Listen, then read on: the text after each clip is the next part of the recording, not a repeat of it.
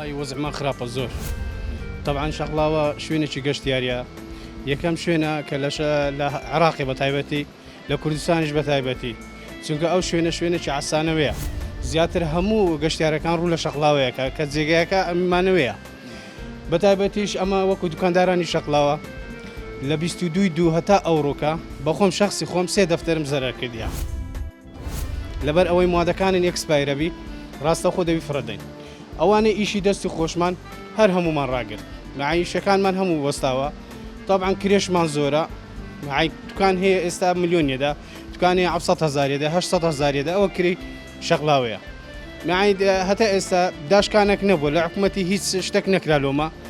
بەڕاستی وەزعمان زۆر خراپە ئەو ساریش لە هەموو ساڵەکەی ئەمە 3 مانگمان هەیە لە شەقڵاوەی بە تایبەتی زستانان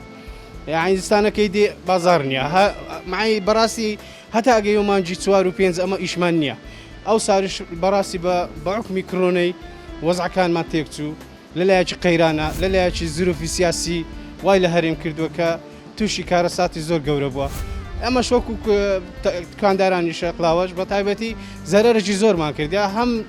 لەسەر زروفی اقتصادی بەرام هەر لۆ شخصی مەش نییە برم بەس لۆمەبی کە ئەمە زەرەرکەین ویا ئەمە شکست بینین لە وەزعی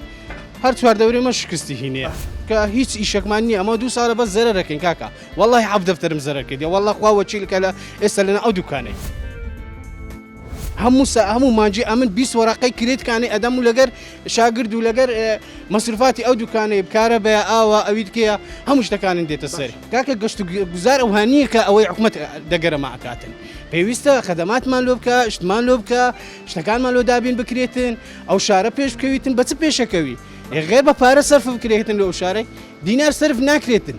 یعنی مەشروع نییە خان و بەرە نییە وتێن نییە دروست بکرێ مەسە هەرچی ئەتوو دەتەوێتن لە ڕۆی خزمەت گوزاری گەشت و گوزاری تێدا نیە ئەو شارەی ئەوەی هەشە بە واستای من بە واستای سەدانی وشیمە کە دوکاندارین کە ئەو بەروبوومەمان هەیە و ئیشی دەست خۆمان ئەەکەین لە ساڵی هەشتاوە تاکو ئەوڕۆ ئەو خەڵکە بە واستای مەدێتە ئەو شارەی گەناو شارە چی دێدەیە برەجان